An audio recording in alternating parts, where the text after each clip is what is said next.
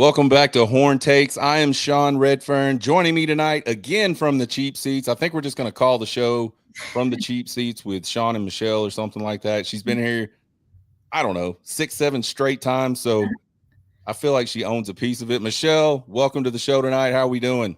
Doing so good. So, That's so right.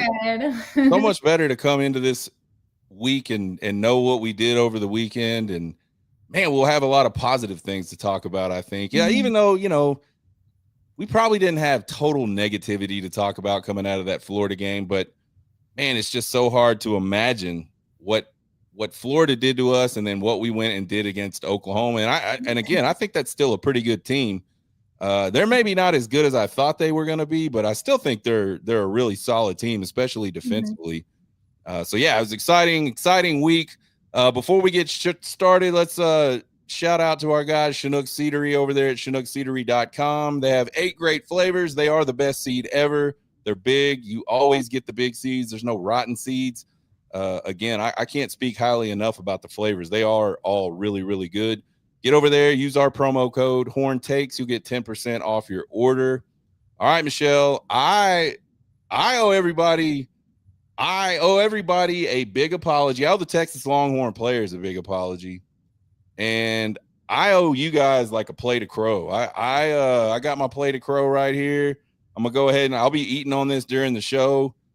I had 17-10 for the Red River Shootout, and I had Oklahoma getting it done. Man, the team and it was ugly at first. Like that Yeah. whole at least first quarter, you was just like, ugh, more of the same. But they came out at halftime and looked really, really good. Michelle, talk to us about just kind of your emotions and your thoughts, because we didn't get to do 10 thoughts this week. Talk to us about all that coming off of the Red River Shootout. It was such a great watch. It was amazing. Yeah, the first couple of series where we had all those penalties, I was like, oh no, here we go again. But then we really settled in and we were driving the field pretty much the whole game, even on the first couple of series where we did have those penalties that brought us back. We were playing really efficient football. We were moving the chains, and it was so refreshing to see. And to me, my biggest takeaway was that was Sark's best halftime adjustments, like getting his team refocused, and the best third quarter in his entire Texas coaching tenure, in my opinion. And I mean, maybe that's recency bias, but I mean, we put them in a chokehold. Like I think we had 13 minutes of possession that quarter. And just as soon as we came out from half, it was like we took the momentum from the Manny interception and just drove the whole width of the field, touchdown.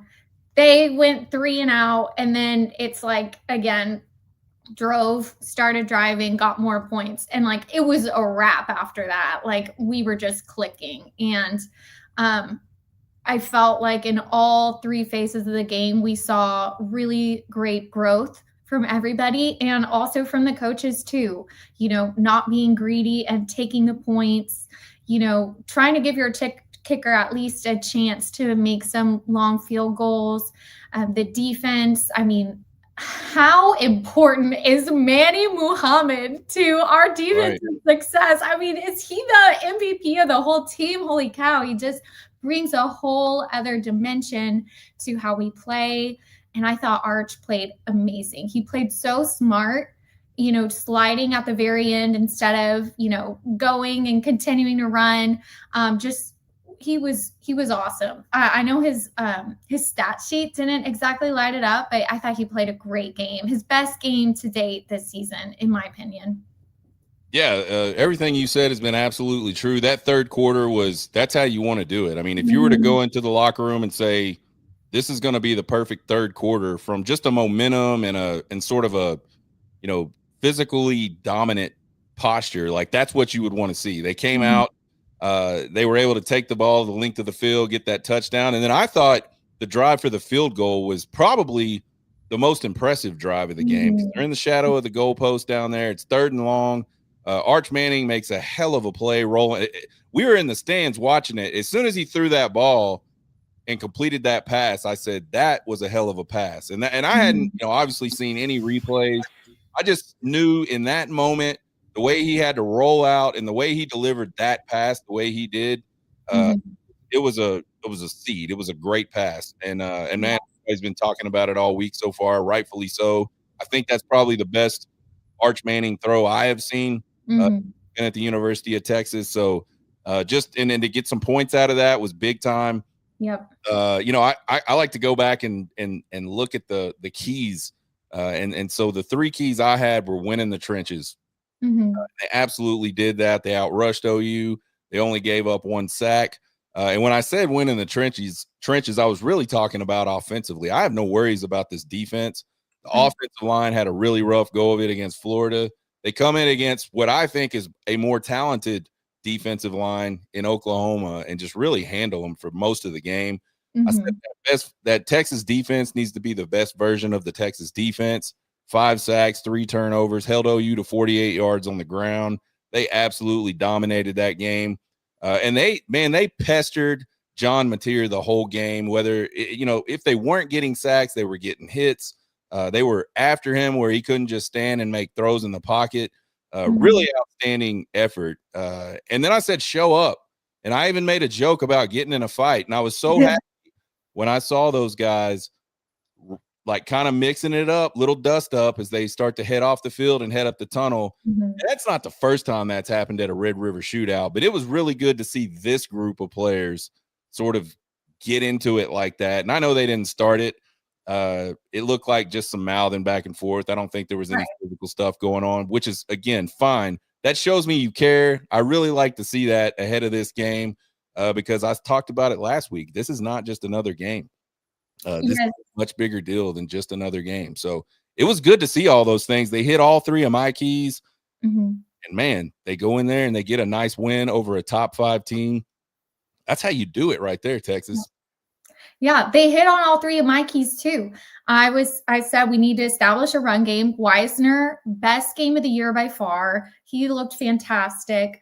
I said offensive line needed to be better. They really grew throughout the game. And I loved seeing they were like angry, and if maybe they would like miss an assignment, but they were looking for somebody to grab or somebody to push off of. And after plays, you could see Nick Brooks would kind of like get in the face of the OU player, like, how you like that? And I loved to see that energy. And then my 3rd key, it was we need the emotional swing of the game to go our way. Some crazy play is going to happen. And the punt return for one of my favorite players, Ryan Niblett. I've been singing his praises for a few weeks now, and I was so happy for him that he has that moment. It'll go on the Jumbotron at the Red River Rivalry, for years to come. It's probably a moment. So probably a quarter of a century. Yep. So I was so happy for him. And yeah, they checked all of the keys that we gave them this time. They nailed it. So it was awesome. That just means we know what we're talking about. If they'll just listen to us every Wednesday night and do those things, they'll go win a lot of football games. The crowd was outstanding. I know you and I were talking before the show, Michelle, and man, it was. I tweeted after the game, and I was serious. I wasn't just trolling people. Like the Red River Shootout, when it is banging, is the loudest football game you will ever go to, because there's 92,000 in there, 46,000 on each side, roughly. It does not feel like it's only 46,000 Texas fans. I'm sure to the Oklahoma fans over there, it does not feel like it's only 46,000 Oklahoma fans. I've always said, to me, that's the loudest crowd you'll hear from a Texas crowd is at that game. Now, I think that's gotten a lot better. I think some of the home games are really, really good now. But they used to be kind of snoozers way back in the day, like in the mid-2000s. Even when those teams were so good, the crowd just never was wild like they are today. But you go to Red River, it was always crazy. So, yeah, despite the heat, despite them running out of water again, this time much later in the game, I think it was like third quarter that they started running out of water at the everywhere, basically kiosks and stands and everything. Yeah, it was pretty rough, and it was warm, but the fans were really into it. And man, just a great time. Glad I got to go experience that again. Just kind of we'll talk about this, Michelle. Just the one downfall of this whole Red River Shootout week is the news that Jarek Gibson and Will Stone are going to jump in the transfer portal. Man, give us your thoughts on Jarek Gibson. I mean, I think he's a great back. We've talked about him multiple times this year. I just feel like maybe some guys have come in and just done a little bit more than he's been able to do and just kind of passed him up on the depth chart. And you can't play them all. We've been talking about that all season. Yeah, it seems like to me just from because I think Inside Texas was the one who sort of first broke it. So I was reading their article on it, and it sounds like his fumble issues were starting to creep up even in practice. And, maybe, and none of us have eyes on practice. So who knows? Take it with a grain of salt. I think the coaches just didn't trust him. And I thought it was pretty telling in Sark's Monday presser. The other running back that he mentioned was Simon, not Gibson. And, I think that if the coaches can't trust you, it's only a matter of time.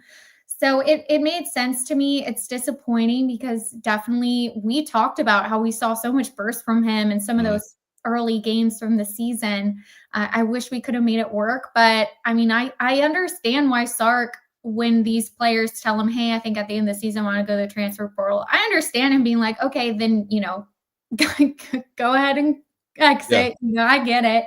But it's sad. And it seems like, at least on the surface, it was amicable and, a little bit mutual. But always disappointing. But I'm going to root for him wherever he goes. Maybe he needs a fresh start. It could have just been so in his head now that that's why it was happening. So. Yeah, I think you see that a lot, even in not sports. Like people just need a fresh start sometimes. And sometimes like having that reset and going into a situation where there hasn't been so much negativity around you being there. And I think that's sort of been the narrative is, kind of the same narrative that Jaden Blue went through. He's great, but he turns the ball over too much. And man, in this type of a game, you just can't afford to give up any kind of possessions. It doesn't matter who you're playing. Right. It's hard to score. It's hard to do those things. It's hard to stop people from scoring. So you don't want to give them extra chances, and you don't want to lose your chances. I am just like you. I hope he goes on and does great things somewhere else. Will Stone's a guy that kind of got passed on the depth chart. I've heard competing stories on the Will Stone thing. I've heard it. Oh no, he's just going to take a red shirt. But then I've also seen that he officially has decided that he's no longer, or he's going to transfer and he's no longer with the program. Should be easy to tell. Probably. I mean, I bet you if you go on the roster right now, those guys are off the roster at this point. Right. If that's if that truly is the case. So, Will Stone was a guy that, I mean, he came in and I don't know if it's him or if they just kind of misused him in terms of not letting him just kick the ball through the end zone. I was always like, can Will Stone not kick it through the end zone? Because you see so many kickers today that can, and then you would see him do it. And you're like, oh yeah, this guy can kick it through the back of the end zone. So what are we doing? Why are we not kicking the ball through the back of the end zone? So I don't know. I had a coach in college that would not let the kicker kick it through the back of the end zone. He was always trying to pin people deep, and it was weird, and I hated it. And I don't know if that's like maybe what we've got going on a little bit, but anyhow, sucks to see those guys go. You never want to see guys leave in the middle of the season, especially guys that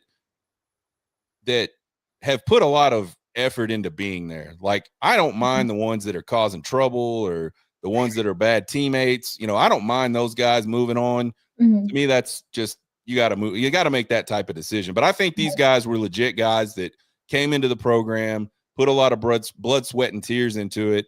It just didn't work out. So yeah, let's hope they find a spot to be, and I'm sure both of those guys will. And hope that they have a better experience at their next school for them in terms of their career and all that stuff. Jump in the chat, join us. We're talking Texas football.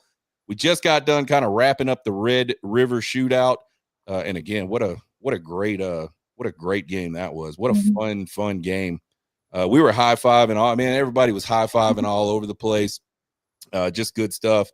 Here's a question about Jarrett Gibson while we're talking about Jarrett Gibson. Do you think Gibson was feeling hurt after getting no playing time in Gainesville? His family was probably at the game. I think absolutely that's the truth. I mean, listen, the kid's from Florida. You're going back to Florida.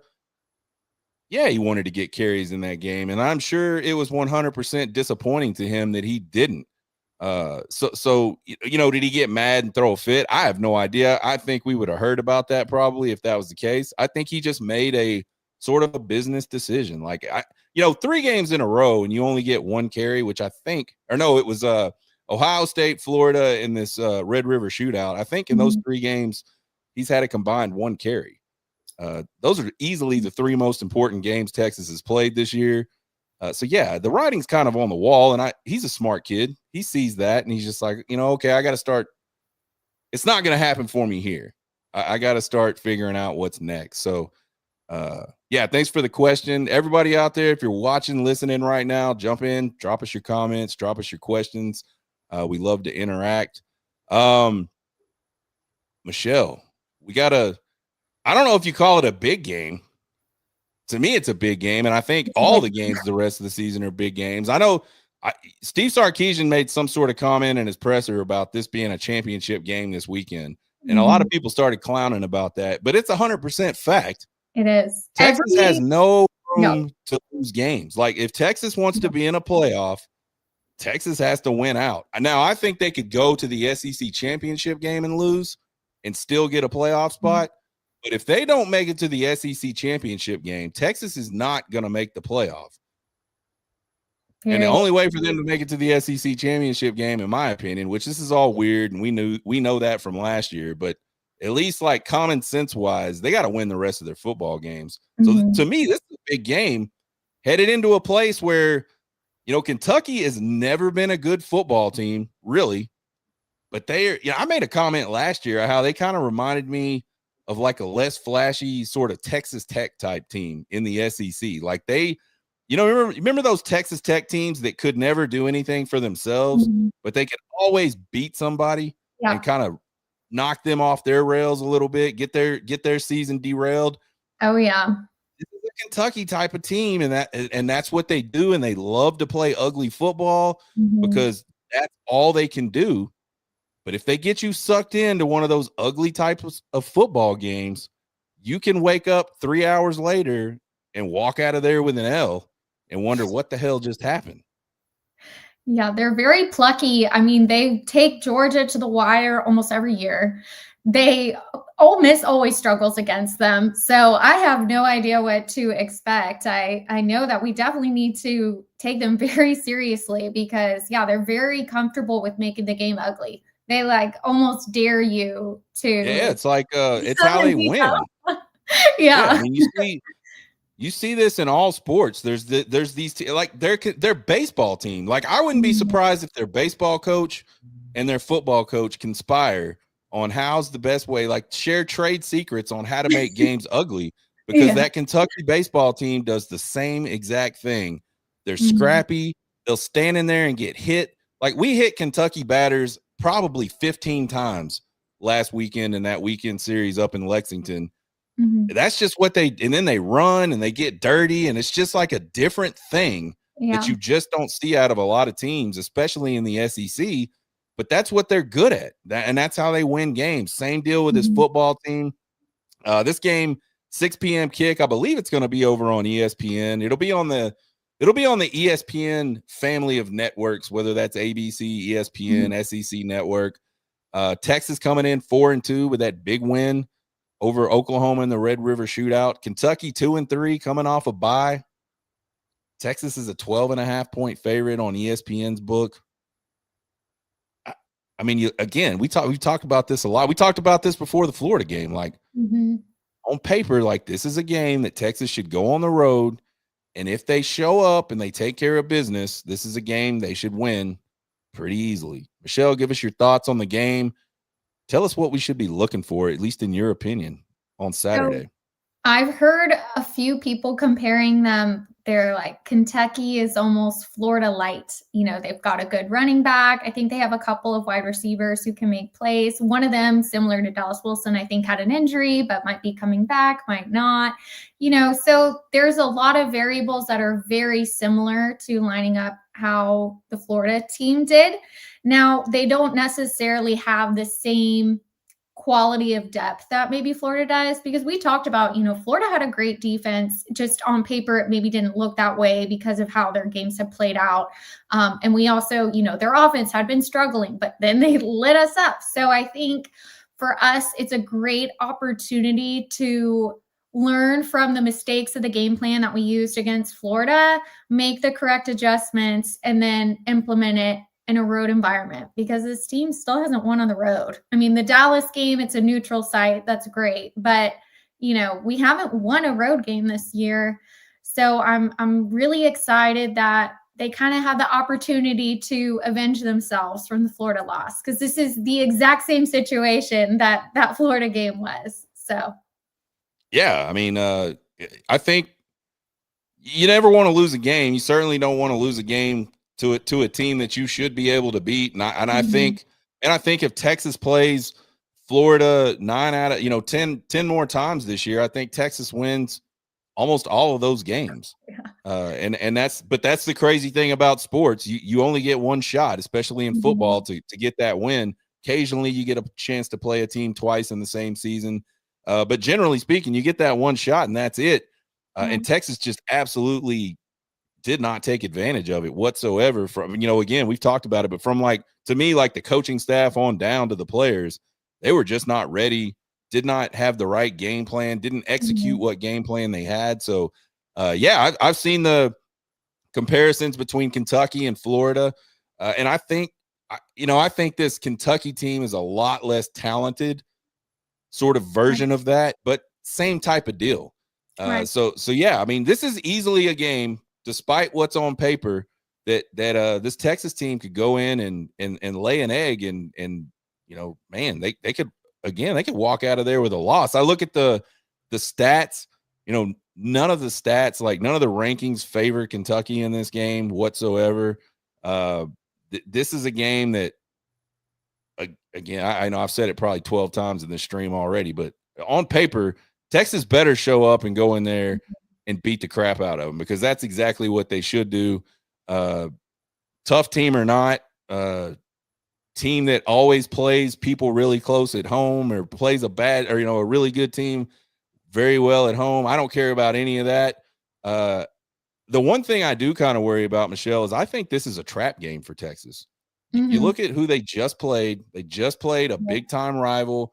They just had a really good game. Probably their first complete game this season, when they're not playing a small school. So their first Power 4 complete game of the season, I think. Everybody's patting them on the back. All of the noise about Arch Manning being a flop and not good and just can't do this, all that is gone this week.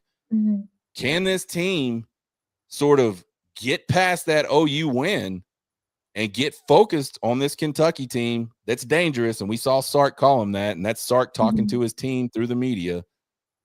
He learned that from Nick Saban, guarantee it, man. Nick Saban was the best at it. Sark's pretty damn good at it himself. This is a dangerous team. Can they avoid that trap is my biggest thing about going into Kentucky, going into Lexington this weekend. I hope so. Me too. They should. That's what championship teams do. Championship teams have to take these ups and downs all season and live through these ups and downs, and they have to be successful, and they have to be consistent through all that stuff. So if you're Texas, well,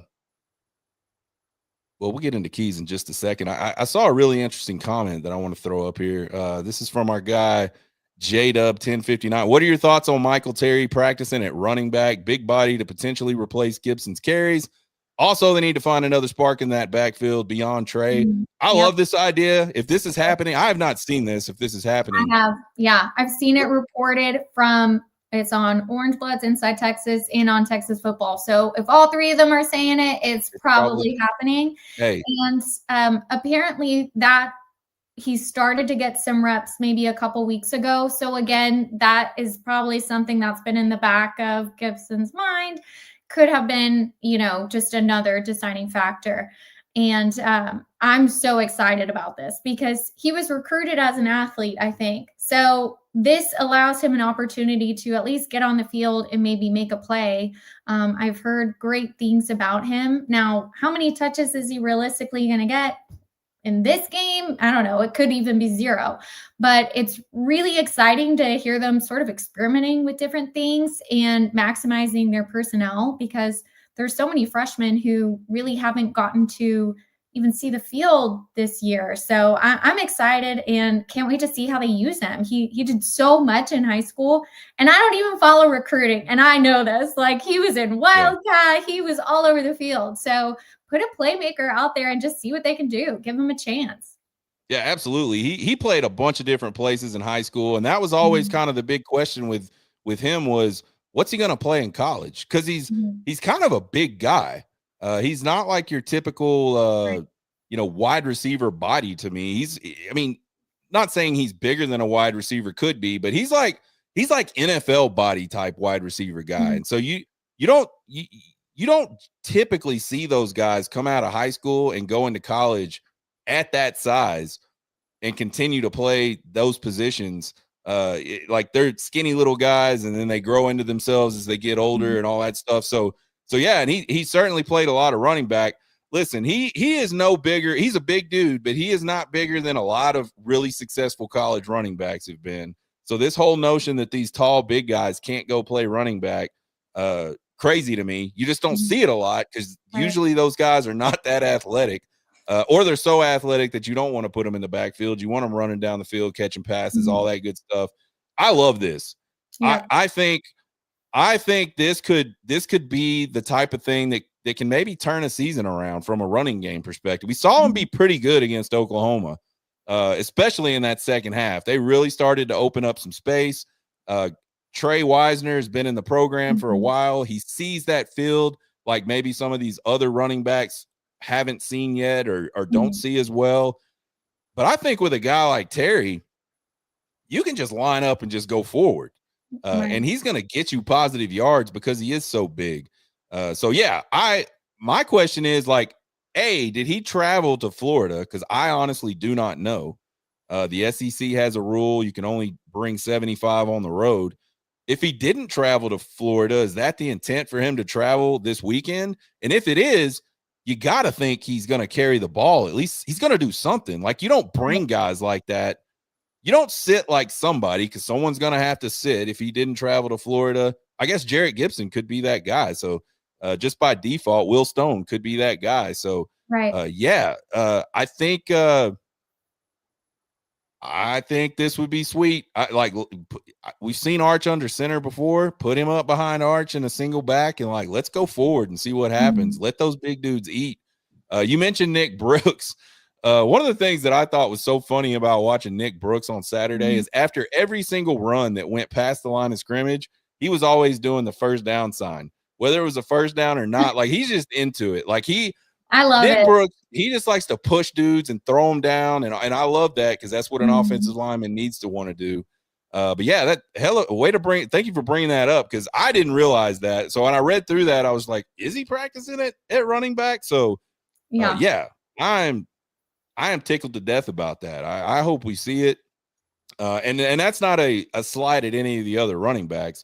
I just think with Baxter being down, and now we're halfway through the season, and it's pretty apparent, I think, Baxter probably not coming back this year. Like, that's just my feel. That's just my feel. I could be wrong, and I'm not trying to start any rumors, so don't take that the wrong way.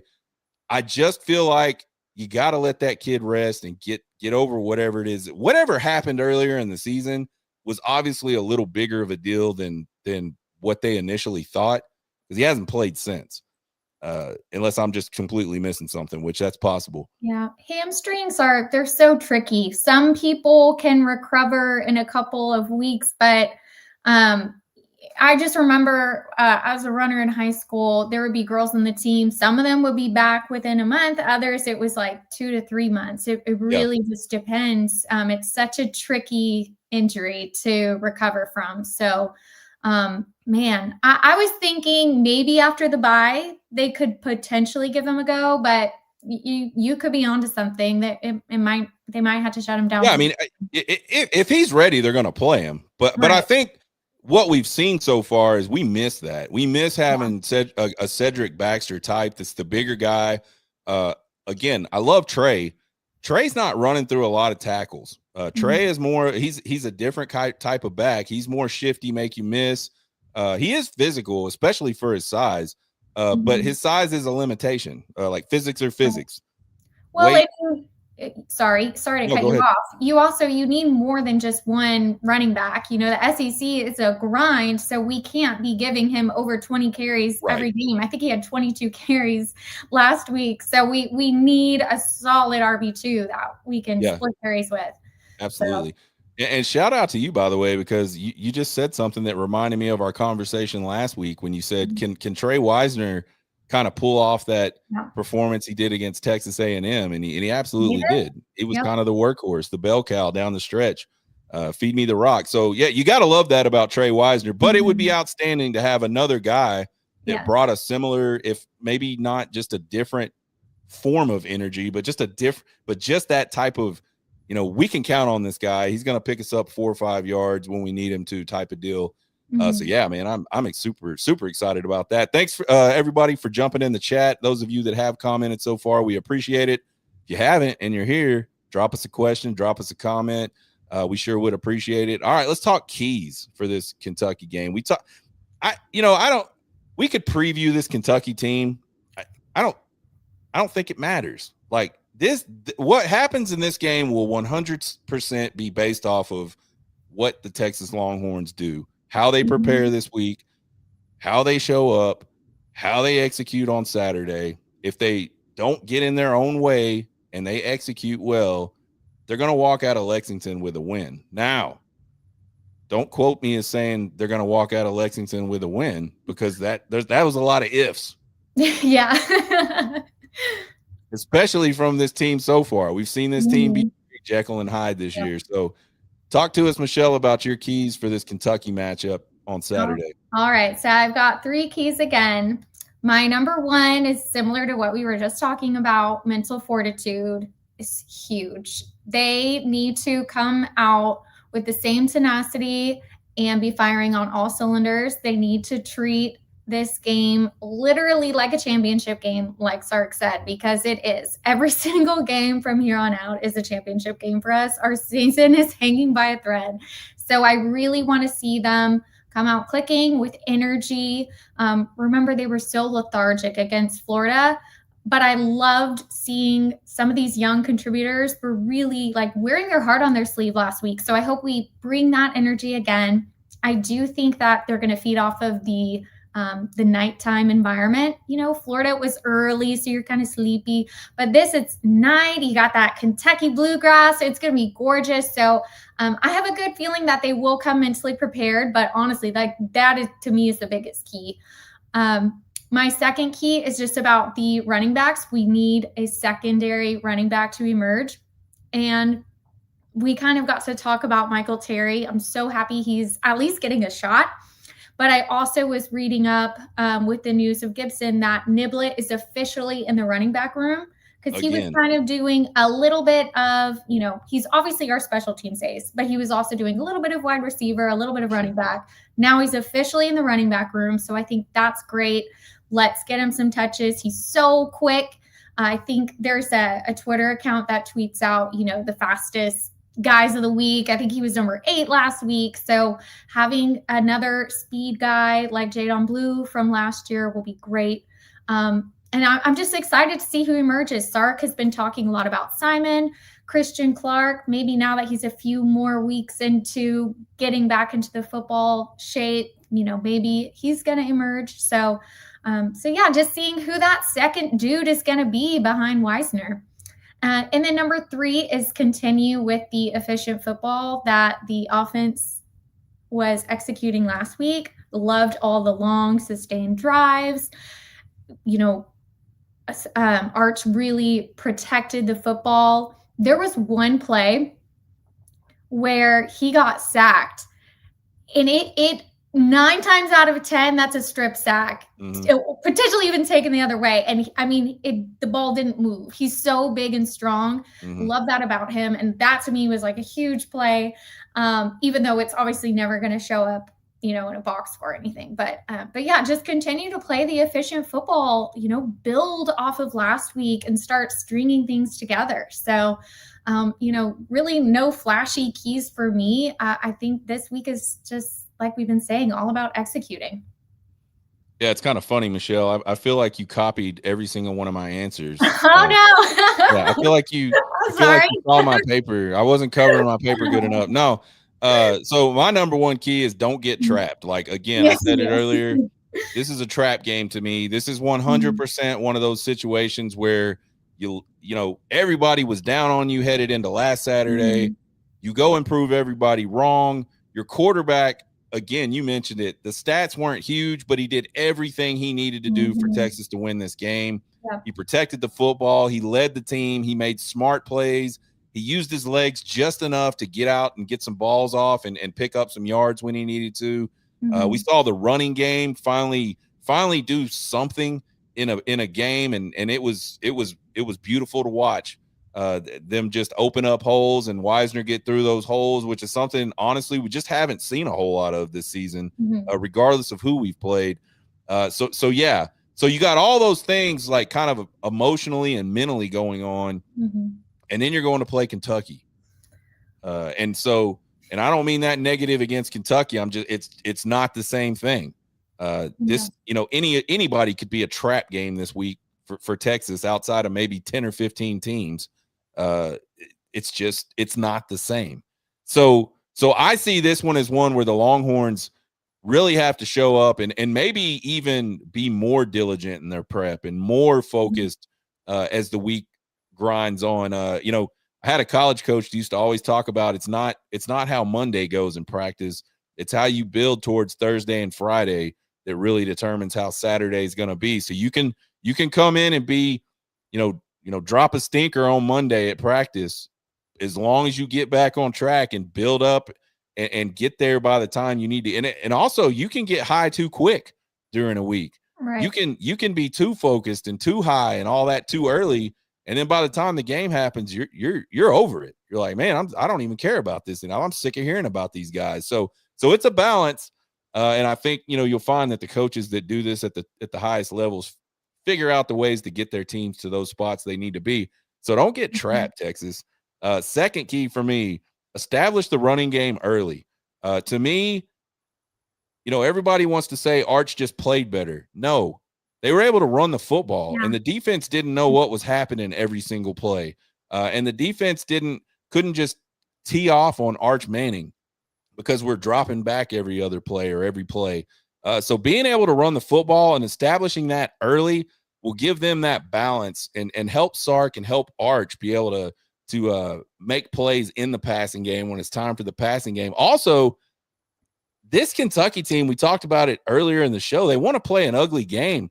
Take the ugly game to them. Make them not want to play an ugly game anymore. Yeah. Like, beat their brains out in the running game. And I'm telling you, I've been in games where their running back just consistently makes plays, gets yardage, and they're hard to tackle. And those types of guys get harder to tackle. Ricky Williams was one of those guys at the University of Texas that by the fourth quarter, nobody on the planet wanted to go up and try to tackle him.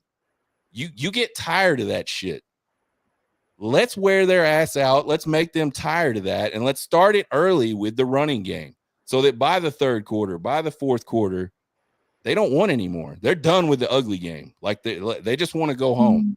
That's how you win football games in this league.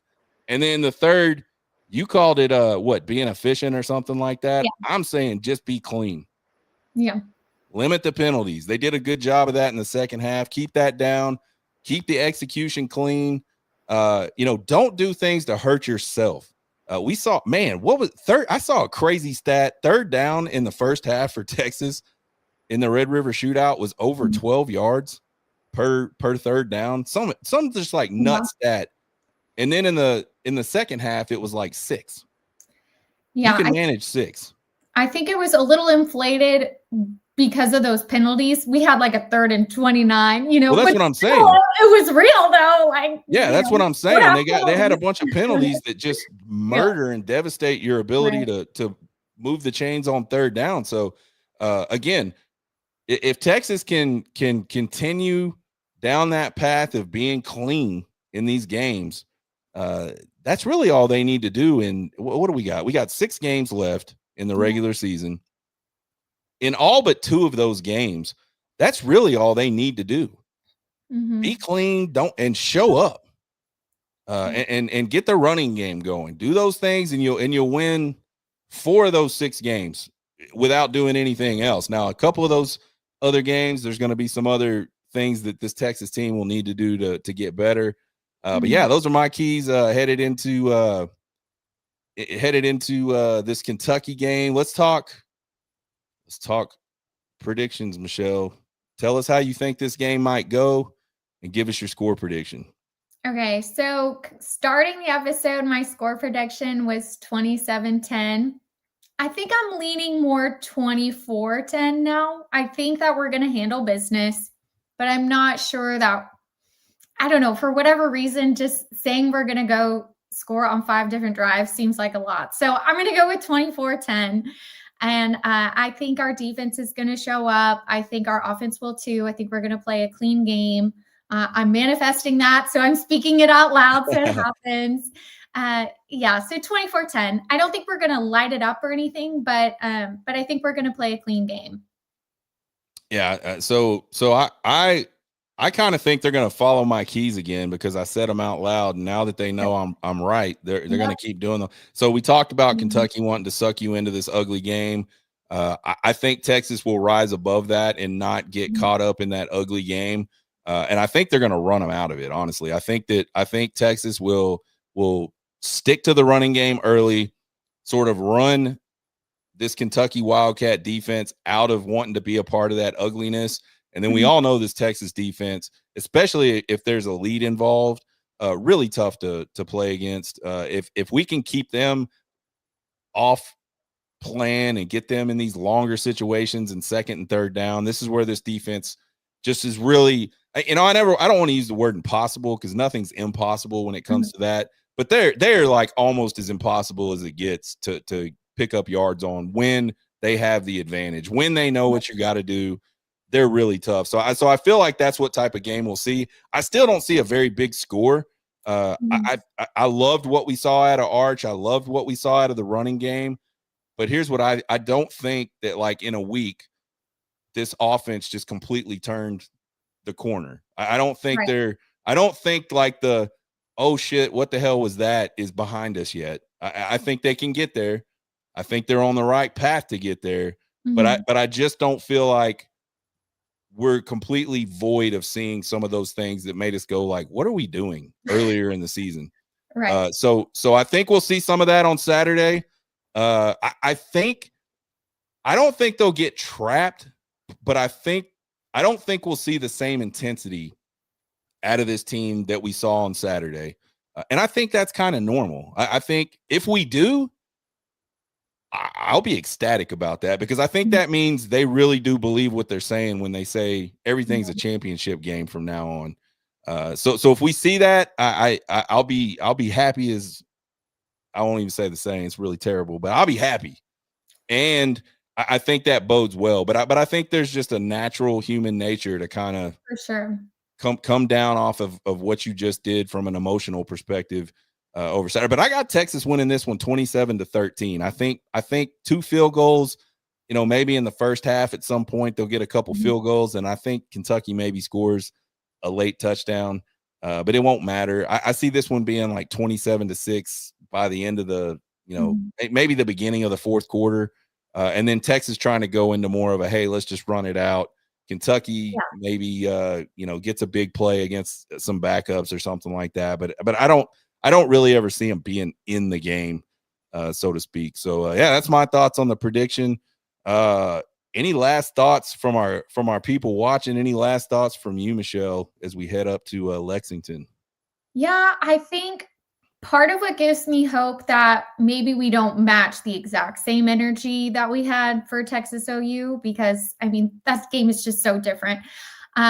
But Sark has shown a little bit more energy in his own press conferences. You know, he's been cussing a little. He's been saying, y'all were talking mess on us. And, you know, he seems to have a bit of an edge to him. And, you know, your coach is a reflection of your team. So I'm hoping that, you know, our team continues to carry that edge as well. So I have a little hope that we'll still come out, you know, with a lot of fire.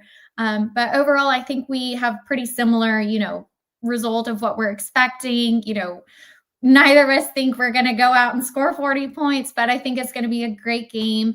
It's going to be a good test, because this would be, if they're able to go in, take care of business, and go home, it would be the first time this season they've strung together 2 games in a row that were really complete. So that's what I really want to see, because then you can just keep building, keep building. I think that is the key for success for this offense and defense. You know, just keep stacking wins and keep stacking good behaviors. So I'm really excited for this game. I'm happy we have a night game. Yeah, it'll be fun. We'll have all day to get tuned up and all that good stuff and watch the game. I you know, I think college football fans have to come to grips with the fact that there is not going to be any complete teams at the beginning of the year anymore. Like, again, for like the last 3 to 4 decades, you knew who the 2 best teams were after the first weekend, and those were the 2 best teams. And they stayed pretty much the 2 best teams. If you pay attention to college sports and you pay attention to any of the pundits this year for college football, every other week, it's a brand new team that's the best team in college football for them. And that's because people are losing. That's because these teams are incomplete. And when you're incomplete, you can't just physically dominate everybody in all positions. When you have holes, you lose games. It's starting to look more and more like the NFL in that regard, where you could go out one Sunday and have a great game against a great team, and then go out the next Sunday and lay an egg against the bad team, quote unquote bad team. Right. That is college football now, and it's only going to get worse. And I say worse. I don't know that it's worse. I don't know that it's a bad thing. It's only going to continue to trend that direction with NIL, because you've got these rosters that are thinned out now. There's not 3 or 4 strings of guys that are all 4 and 5 stars like there were 10 years ago at some of these programs. So it's really a marathon. It's no more. It's like, hey, we just got to maintain, and then we go play the national championship game. You've got to continue to build towards getting better every week, just like you said, Michelle. And that's what that Ohio State team did last year. Yep. Ohio State was about to fire their head coach. and nobody was saying that's a bad idea. Yeah. And that's a whole other conversation we could have for probably 2 hours about all these coaches getting fired like 6 weeks into the season. It's absolutely nuts to me, but it's happening. But they turned it around and got in the playoffs and just pretty much dominated everybody. So this Texas team still very talented. If they can figure things out on offense over the course of the next 6 weeks and sneak into the playoff, they can be a very dangerous team in the playoff, just as dangerous as that Ohio State team was last year. They've got that type of makeup, that type of talent. So, I would say that's my thought. My final thought is it's going to continue to be a work in progress, and we'll just all, as fans, we're just going to have to deal with that and just get used to that, because that's just the way of the new world in college sports. Well, Michelle, I sure appreciate you being here again tonight.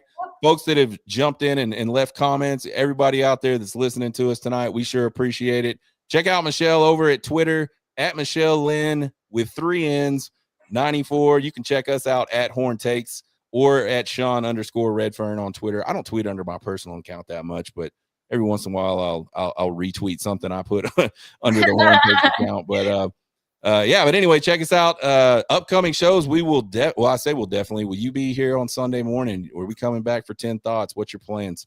I'll have to get back to you. I'm TBD. Fair enough. I'll be back for 10 Thoughts, and that's gonna suck. I'm gonna have to come up with all 10 thoughts if Michelle can't. But we'll figure it out. Anyways, you guys have a great night. Y'all get hooked. Hook 'em.